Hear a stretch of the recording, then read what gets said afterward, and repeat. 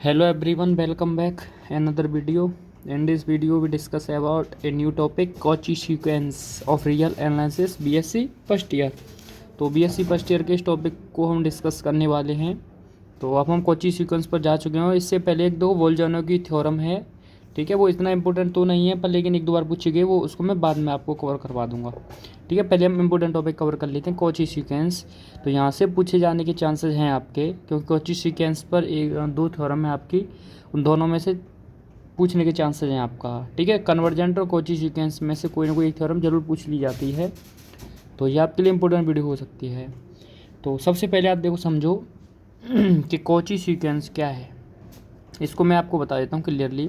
देखो Cauchy sequence कुछ नहीं है वैसे तो, जो कन्वर्जेंस सीक्वेंस है ना, तो ये जो कोची भाई साहब हैं इन्होंने क्या किया, अपना थोड़ा सा दिमाग को लगाया और जो कन्वर्जेंस सीक्वेंस की जो डेफिनेशन थी उसी में थोड़ा सा चेंजिंग करके बस अपनी डेफिनेशन बना दी और उसका नाम लिख दिया कोची सीक्वेंस। तो ये इन्होंने अपनी स्मार्ट डिग्री को यूज करके कर दिया काम। तो सबसे पहले देखो आप कन्वर्जेंस सीक्वेंस की डेफिनेशन को एक अच्छे से क्लियर देखो कि उसमें क्या होता है कि an minus L less than epsilon होता है फॉर ऑल। जो ये n होता है, ये सीक्वेंस का नंबर जो होता है ग्रेटर देन होता है किससे, m से। और हम वहाँ पर ये m एक नंबर सेलेक्ट करते हैं जो बिलोंग करता है नेचुरल नंबर को, ये हम डेफिनेशन बताते हैं। तो बस ये m एक नंबर होता है, ये वो नंबर होता है जहाँ से मैं सीक्वेंस की वैल्यू लेना स्टार्ट करता हूँ, यानी जो उसके मैं टर्म को लेना स्टार्ट करता हूँ तो उसकी जितने भी जो वैल्यू आती है ना सीक्वेंस की, जैसे मान लो n is greater then m है, ये इसका मतलब समझ रहे हो ना।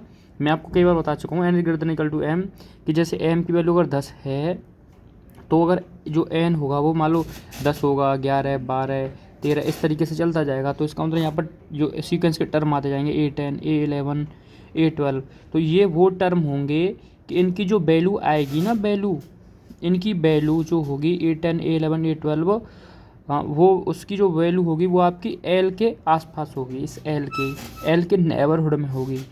ठीक है, और जब आप इस सीक्वेंस का इस एल के साथ डिफरेंस निकालते हो तो वो लेस देन एप्सिलॉन होता है। और एप्सिलॉन क्या होता है, एक ऐसी वैल्यू होती है एक पोस्ट जो ग्रेटर देन होता है 0 से।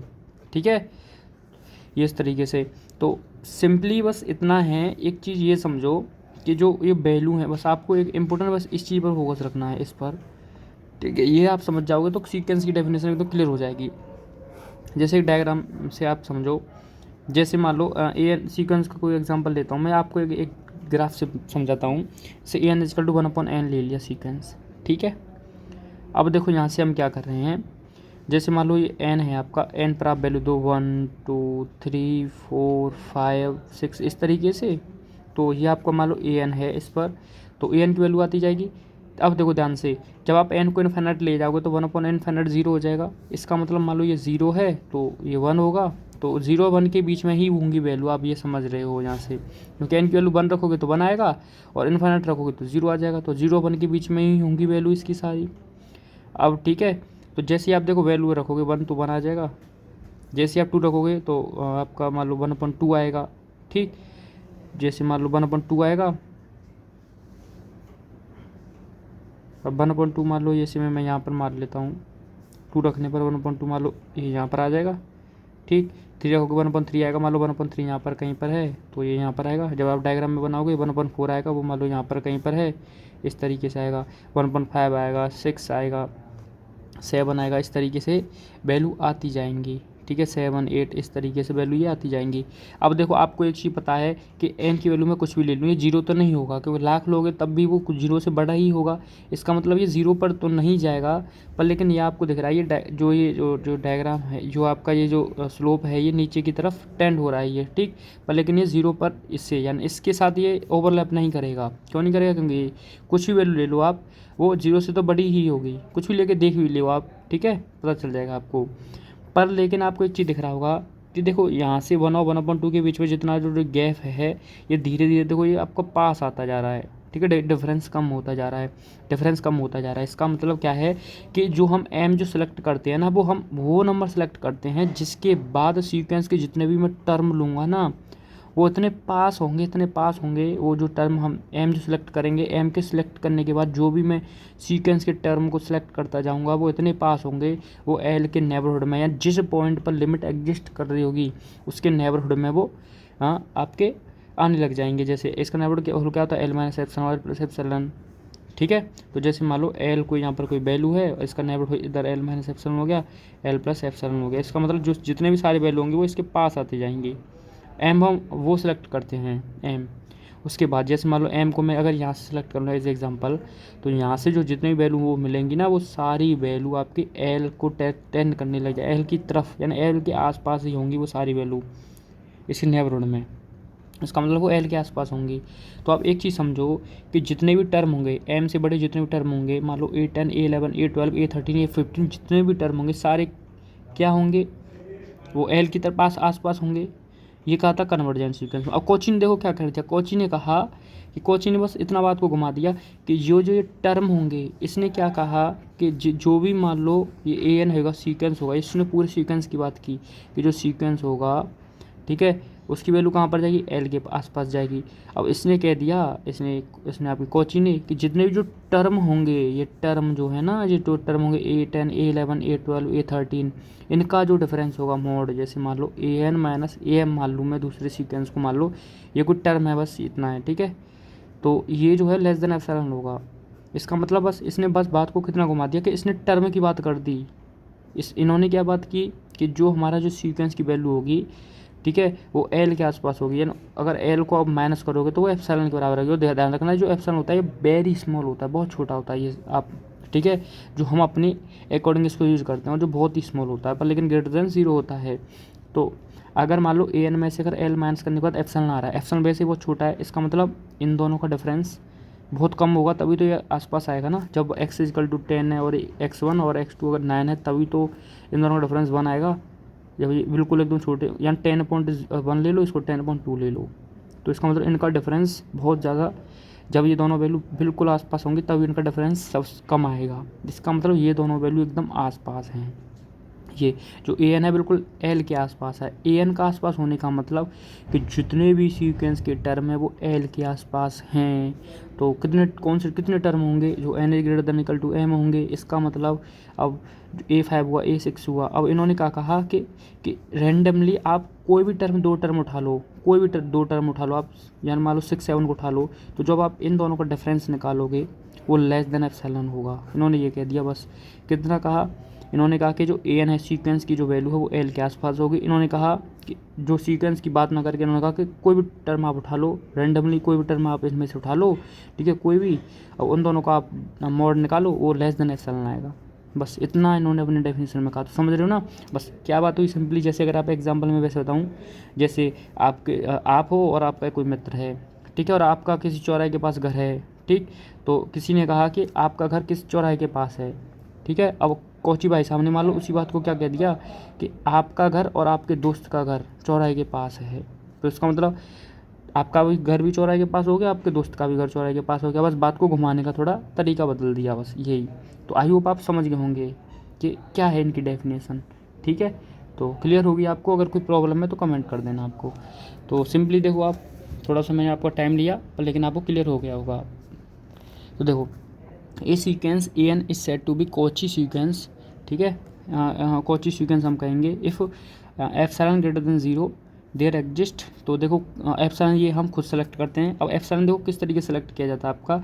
एप्सिलॉन उस तरीके से सेलेक्ट किया जाता है, जैसे मान लो एप्सिलॉन को अगर आपने जैसे 100 ले लिया, ठीक है। इसका मतलब 100 लेने का मतलब हो गया कि एप्सिलॉन आपने 100 लिया है, तो यहाँ अगर इन दोनों का जो भी डिफरेंस आना चाहिए वो 100, यानी 100 लिया आपने, तो इन दोनों का डिफरेंस क्या हो जाए, 100 से छोटा होना चाहिए, ठीक है। ये तो ये एप्सिलॉन हम चूज़ करते हैं और वेरी स्मॉल चूज़ कर किया जाता है, ठीक। और ये आपका है। तो देखो अब इस set to be Cauchy sequence if for epsilon greater than 0, epsilon क्या ग्रेटर देन 0 है, there exist a corresponding positive integer. देखो यहाँ पर हमको दो पॉजिटिव इंटीजर मानने पड़ेंगे, क्योंकि हम यहाँ पर एक लिमिट पॉइंट की बात नहीं कर रहे, क्योंकि उन्होंने एल की बात की थी। यहाँ पर हम दो इसकी जो सीक्वेंस है उसके टर्म की बात करेंगे। तो एन और एम दो टर्म होंगे, तो एन और एम क्या होंगे हमारी, जो ये जो टर्म मैं ले रहा हूँ ये ग्रेटर देन इक्वल टू किससे मालूम, एन नॉट से। तो यहाँ हम एक अलग पॉजिटिव इंटीजर एन नॉट मान के चलेंगे, जहाँ पर हम एन मान के चल रहे थे कन्वर्जेंट के केस में, ठीक है। तो positive integer N naught depend करेगा एप्सिलॉन पर इस तरीके से कि A N minus A M, तो जो होगा वो लेस देन एप्सिलॉन होगा for all N is less जो एन कोमा एम है जो ये एन नॉट से बड़ा होगा। तो सेम वही डेफिनेशन है कन्वर्जेंट वाली, बस क्या था वहाँ पर ये था कि जो आपका एन था वो greater than equal to M था, तो उस केस में हम एम से बड़ी वैल्यू ले रहे थे, तो यहाँ पर हम एक एन नॉट चूज करेंगे, वहाँ पर एम चूज करना होता था, यहाँ पर एन नॉट एक ऐसा एन नॉट चूज करेंगे जिसके बाद एन और एम टर्म जो है वो क्या करने वाले एकदम आसपास होंगे, जिनकी वैल्यू बिल्कुल एकदम आसपास होगी। ठीक है, इसके लिए एक और चीज़ और लिखी जाती है, देखो एंड जो आपका जो एन है greater than equal to M है। अगर आपको देखो A M minus A N लिखना है, इसका मतलब M less than equal to N होना चाहिए। अगर आपको A N minus A M लिखना है, इसका मतलब N greater than equal to M होना चाहिए। ठीक, तो ये डेफिनेशन आप एकदम माइंड में फिट कर लीजिए। तो इसी डेफिनेशन को एक इस तरीके से भी लिख दिया जाता है।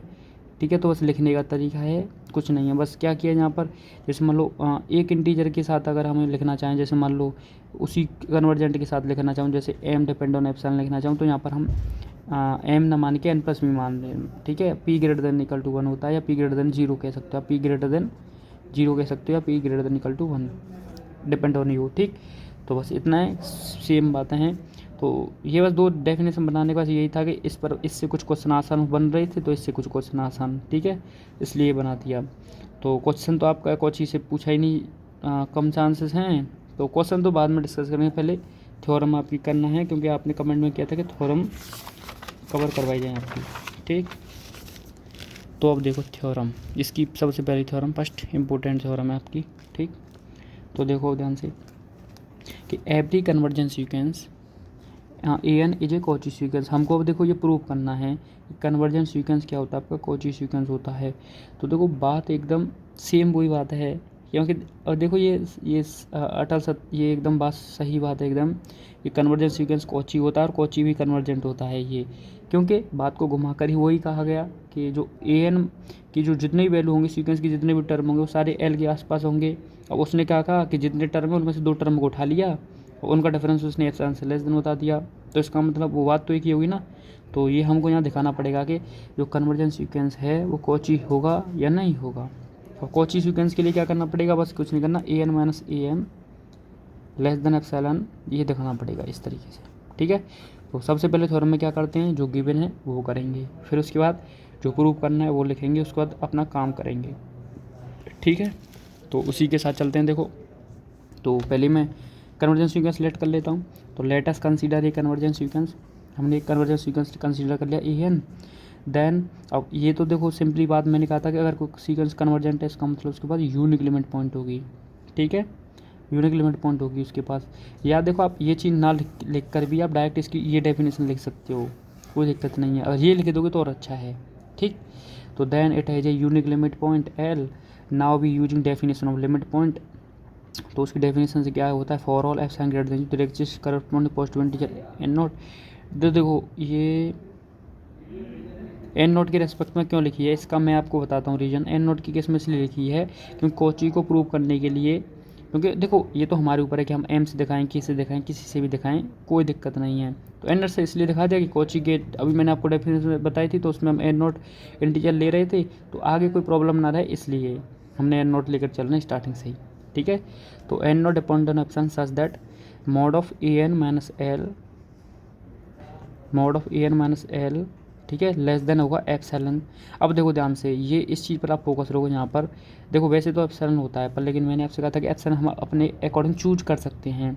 ठीक है, तो देखो ये आपको बाद में जाके वैसे पता चल जाता है कि एप्सिलॉन बाई 2 रखना है या एप्सिलॉन रखना है या 3 एप्सिलॉन बाई 2 रखना है, क्योंकि कुछ नहीं, वैसे भी देखो अगर आप इसको एप्सिलॉन लेकर चलो, वहाँ जाके अगर 2 एप्सिलॉन बनता है तब भी हम 2 एप्सिलॉन को एप्सिलॉन लेट करके लिख सकते हैं।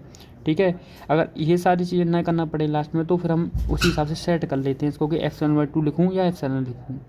तो एप्सिलॉन बाई 2 जब आप इसको लिखोगे तो एकदम वो जो लास्ट में जाके एप्सिलॉन ही बन जाएगा, इसलिए हम एप्सिलॉन बाई 2 लिख रहे हैं। ठीक है, ये आपको लास्ट में आके मैं बता दूँगा। देखो यहाँ से आप ये चीज़ ऑब्जर्व कर सकते हो कि एप्सिलॉन बाई 2 लिखना है एप्सिलॉन। ठीक है, तो अब एप्सिलॉन बाई 2 लिख के चलो ये, तो a N minus L less than epsilon हो जाएगा, जहाँ पर हमारा जो ये एन है ये ग्रेटर देन इक्वल टू होगा किससे, एन नॉट से। ठीक है, इक्वेशन फर्स्ट। ये अब देखो कन्वर्जेंस सीक्वेंस की डेफिनेशन यहाँ तक हो गई जो दिया था। अब क्या प्रूव करना है वो लिख दो, वी शैल शो दैट कि given sequence A N is a Cauchy sequence. ये हमको प्रूव करना है कि जो सीक्वेंस दिया है वो कॉची सीक्वेंस है। तो इसके लिए क्या करना पड़ेगा, इसकी डेफिनेशन लिख देता हूँ कि we show that for epsilon there exist a corresponding positive integer N naught depend on epsilon such that mod of an minus am less than epsilon for all n m greater than equal to n naught and लिख देना कि n greater than equal to m, ये भी condition रहती है क्योंकि an minus m लिखना है तो इसका मतलब n बड़ा है m से, इसलिए। ठीक, तो यही है, कॉची की डेफिनेशन लिख दी, यानी इसका मतलब हमको ये प्रूव करके लाना पड़ेगा। ये किससे प्रूव करके लाना है कि mod of N minus L, इससे हम कुछ जुगाड़ करके लेकर आएंगे कि एन माइनस एल से किस भी तरीके से इस टाइप का बना दें। ठीक है, तो इसके लिए कुछ नहीं करेंगे, देखो सिंपली बहुत आसान प्रूफ है इसका। हम देखो क्या कर रहे हैं, इन पार्टिकुलर ठीक है, ये क्या लिख दिया है, पार्टिकुलर। तो इन पर्टिकुलर मैंने क्या किया कि इफ़ वी टेक, यानी हम लेट कर लें, मान लो क्या लेट कर लूँ मैं कि एन की जगह अगर मैं एम लेट कर लूँ, लेट कर सकते हैं ना एन की जगह एम, क्यों, कुछ नहीं, एक सीक्वेंस का टर्म ही तो है जो हम कुछ भी दिखा सकते हैं। ठीक है, कोई दिक्कत नहीं है। तो एन की जगह एम लेट कर रहा हूँ और इस वैल्यू को मैं इक्वेशन फर्स्ट में पुट कर रहा हूँ। तो इसमें पुट करूँगा तो क्या आ जाएगी डेफिनेशन निकल के इसकी, तो ए एम माइनस एल आ जाएगा ना, A M minus L less than epsilon by two, जहाँ एन की अब क्या आ जाएगा, एम आ जाएगा और greater than equal to N naught, equation second. ठीक, दोनों को ऐड कर दो आप, या आप दोनों को ऐड कर दो। ठीक, तो ध्यान से, या ऐड मत करो या फिर हम ये लेके चलते हैं, ये हम इसके बराबर ले आएंगे। क्या करना है देखो, यहाँ से सिंपली देखो, या तो आप ऐड कर दो इक्वेशन को या कुछ मत करो, बस देखो now mod A N minus A M लेके चल रहा हूँ मैं, क्योंकि इसी को तो मुझे लेस देन एप्सिलॉन दिखाना है ना, बस for all N comma M greater than equal to N naught, बस इतना दिखा दिया तो प्रूव हो जाएगा। तो इसका मतलब मैं इसको लेकर चल रहा हूँ, उसको एप्सिलॉन के इक्वल लेकर आता हूँ। ठीक है, लेस देन एप्सिलॉन लेकर आता हूँ। तो देखो, तो इसमें क्या मैं क्या लिख सकता हूँ इसको, क्या मैं इसमें ए एन माइनस एल और प्लस एल कर सकता हूँ, कोई दिक्कत आपको नहीं होगी ना। अब वो ट्रायंगुलर इनइक्वालिटी से क्या कर सकते हैं, हम अलग अलग कर सकते हैं इस मोड को, तो इसका मतलब ये लेस देन इक्वल टू आ जाएगा। तो a N minus l plus mod of l minus A m, ये आ जाएगा। मोड है तो इसको मैं mod of a M minus l भी लिख सकता हूँ, कोई दिक्कत नहीं है ना। तो a N minus L mode की प्रॉपर्टी से, तो ये आ गया। ठीक, ये A N minus A M या इतना। ठीक, अब एक चीज़ बताओ, इक्वेशन फर्स्ट क्या था, इक्वेशन फर्स्ट से देखो a N minus L less than epsilon by two लिया था मैंने। ठीक है, और ए एम माइनस एल भी less than epsilon by two लिया था, देख लो फर्स्ट इक्वेशन से n minus less than epsilon by two, second से एप्सिलॉन बाई टू। अब आपको देखो ध्यान से देखने को मिल गया कि एप्सिलॉन को क्या सेट करना है मुझको कि ये एप्सिलॉन ही आ जाए। तो इसका मतलब देखो, अगर मैं एप्सिलॉन बाई टू लूँ तभी तो ये एप्सिलॉन बनेगा ना, इन दोनों को ऐड करेंगे। तो यहाँ से अब देखो, अगर आप हम एप्सिलॉन लेके चलते, मान लो एप्सिलॉन लेके चलते, तो ये एप्सिलॉन प्लस एप्सिलॉन कितना हो जाए, टू एप्सिलॉन। फिर हमें यहाँ पर लेट करना पड़ता है, two epsilon one equal to epsilon के इक्वल, हमको ये करना पड़ता है। ऐसा ना करना पड़े इसलिए हम पहले से एप्सिलॉन बाई टू एज्यूम कर लिया, क्योंकि दोनों को ऐड करेंगे तो एप्सिलॉन नहीं आ जाएगा। ठीक है, इसलिए तो जब आप from equation first and second से करोगे काम, तो ये less than epsilon by two plus epsilon by to, ये एप्सिलॉन आ जाएगा। तो आप इसको जो आपको ये लेस देन इक्वल टू है, इसको ध्यान रखना, क्योंकि ये लेस देन इक्वल टू का साइन चलता है एप्सिलॉन के साथ। ठीक है, तो इक्वल टू मत लगा देना, नंबर आपका कट जाएगा। तो ये देखो, ये प्रूव हो चुका है इसका कि अब यहाँ लिख दो for all N comma N greater than equal to N naught and N is greater than equal to M. ठीक, तो आई होप आपको समझ में आई होगी। तो बस इतना ही कहानी इसमें हुआ है, ए एन मैन से एम लेके चली थी हम यहाँ से। ठीक, मैं आपको दिखा देता हूँ, और एक मिनट देखो ध्यान से। तो ये ए एन माइनस एम वही सेम चीज़ है, एप्सिलॉन टू जहाँ तक इतना ही हुआ, plus than epsilon for greater than equal to zero and N greater than equal to M हो गया। तो यहाँ से हम लिख देना आप हैंस एवरी कन्वर्जेंस सीक्वेंस, वो लिख देना जो लिखा था। ठीक है, every convergence sequence is a Cauchy sequence. ठीक, तो ये आपका यहाँ पर ख़त्म होता है। इसके बाद देखो नेक्स्ट वीडियो में मैं इस थ्योरम को करा दूँगा। ठीक, तो ये वीडियो ज़्यादा बड़ा ना हो इसलिए मैं इस वीडियो में नहीं करा रहा हूँ। ठीक है, तो मैं अभी आपको मिल जाएगी वीडियो, उसमें मैं इस थ्योरम को भी करा दूँगा। ठीक, मिलते हैं आपसे नेक्स्ट वीडियो में।